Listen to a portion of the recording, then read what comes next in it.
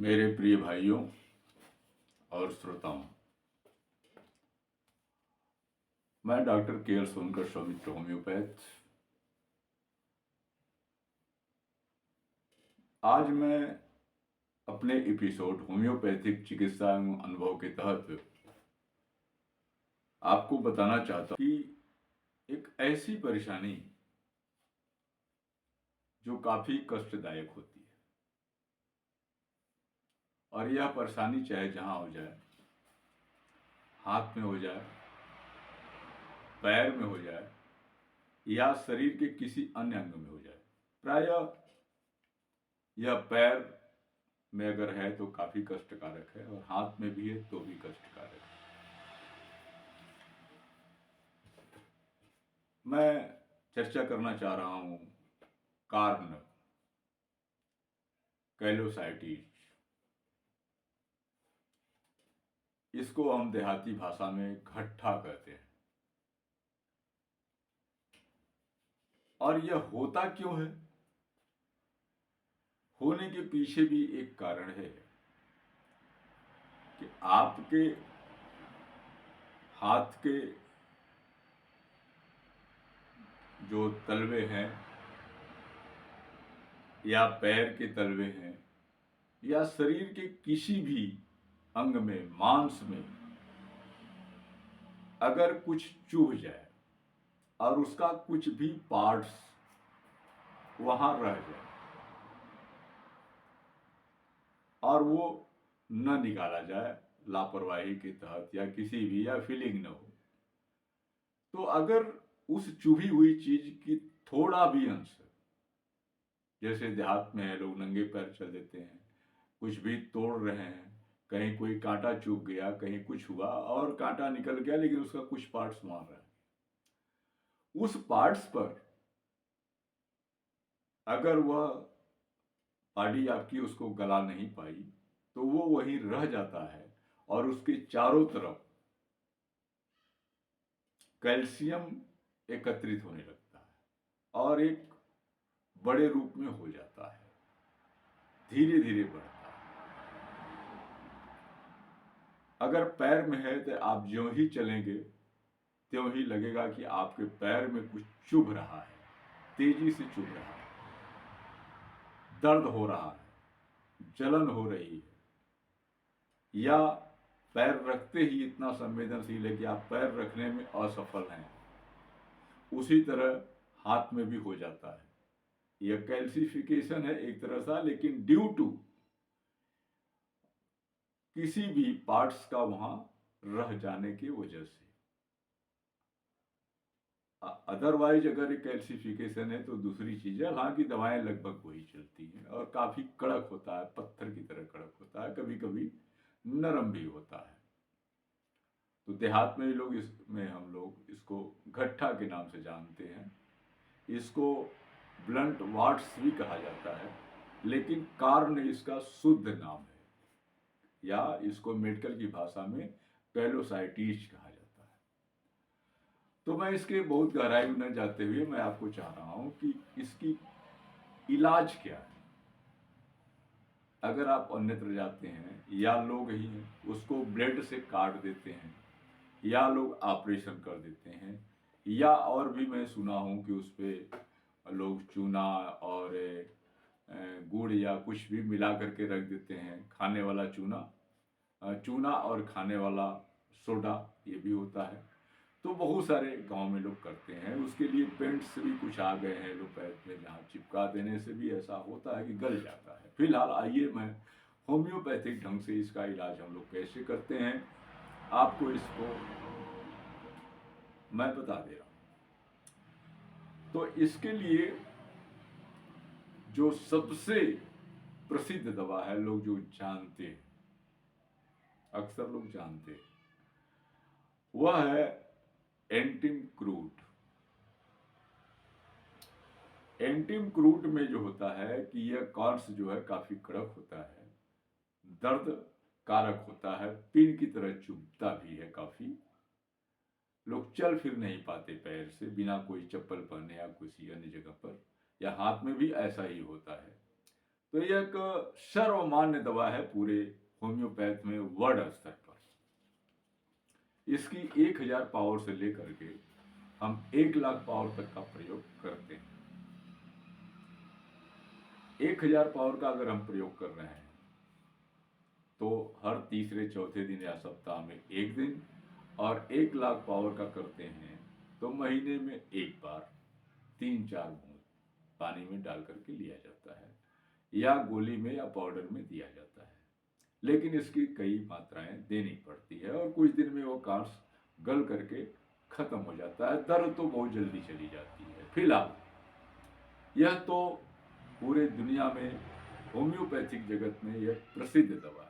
इसके अलावा अगर उसमें दर्द बहुत है, लगातार है, चलते फिरते तो होता ही है, उस तरह भी दर्द अगर होता है तो इसके लिए फेरम पिक्रिक बहुत ही अच्छी दवा है। इसकी 3 से लेकर के 30 पावर की दवा तीनों टाइम कम से कम 1 महीने से लेकर के 3 महीने हमको देना पड़ता है। इसी की तरह जो है एक दवा और है, रेडियम ब्रोमाइड। रेडियम ब्रोमाइड को बीच बीच में हम उसको चौथे दिन 30 पावर की दवा चौथे दिन एक खुराक हम देते रहते हैं, जिससे इसको कवर करने में आसान होता है। और अगर उसमें अल्सरेटिव है, फोड़े जैसा दर्द हो रहा है, अल्सर भी बन गया है, मतलब कुछ निकलता है, पकता है, तो इसमें हम एसिड नाइट्रिक 30 तीनों टाइम देते हैं, 4-4 गोली 3 टाइम। और साथ ही में कुछ अन्य भी दवाएं हैं।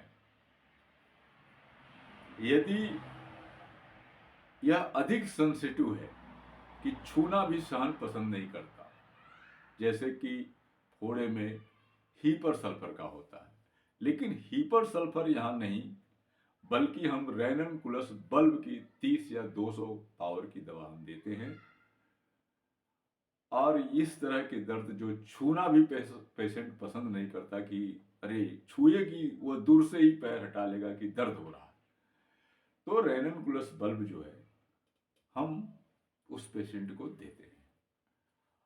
और इसकी 4-4 गोली दिन में 3 बार खिलाई जाती है। अगर उसमें खुजली है या उसमें से कुछ रसुआ निकलता है, चिपकने जैसा है, तो हम ग्रेफाइटिस पर भी ध्यान देते हैं। साथ ही अगर उसमें खुजली बहुत हो रही है, जलन भी हो रही है, तो हम सीपिया पर ध्यान देते हैं। इसका 30 या 200 पावर या 1000 पावर।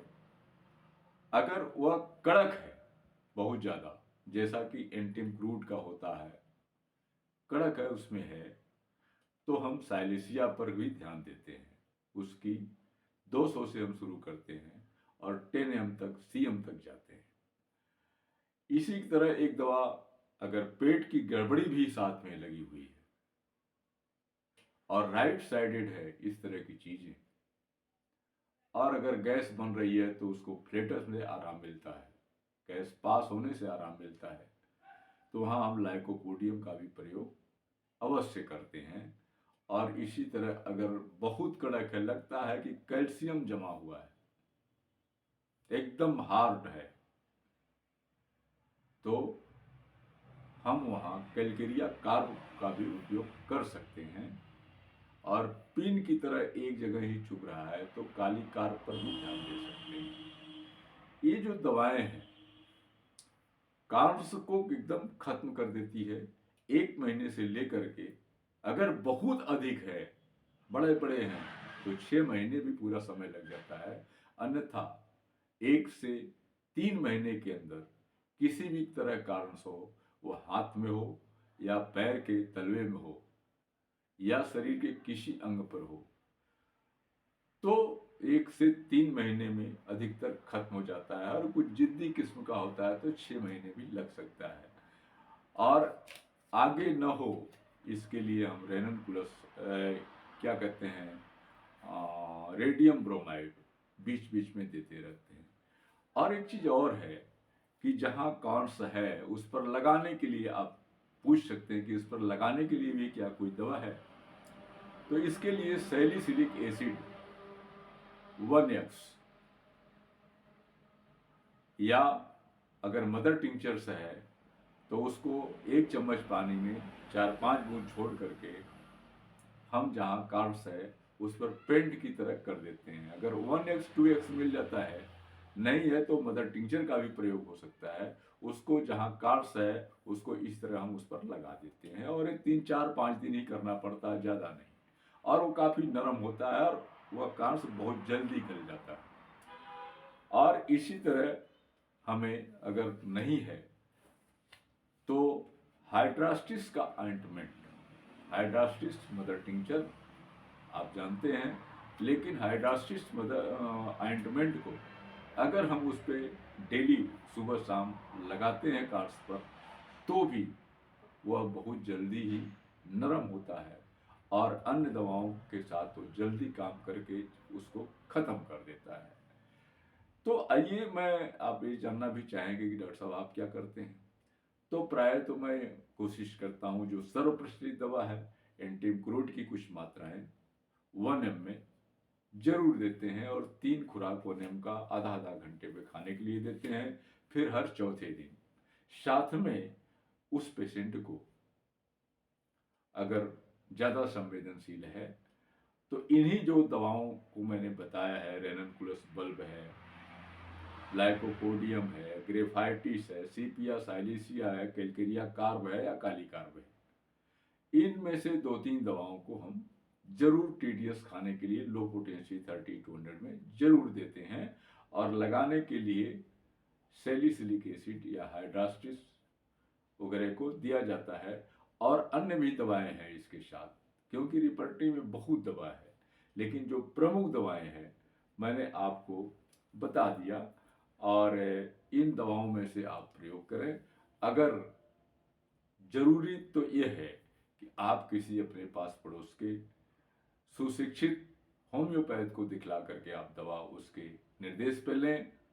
अगर नहीं है तो आप मेरे कांटेक्ट नंबर पर कांटेक्ट कर सकते हैं और आप टाइम ले सकते हैं, जिस टाइम को आपको मिले मेरे व्हाट्सएप पे आप टाइम ले लें और टाइम से बात करें। लेकिन प्रिस्क्रिप्शन के लिए आपको मेरी जो सब्सक्रिप्शन है वह आपको पहले ही भेजना पड़ेगा।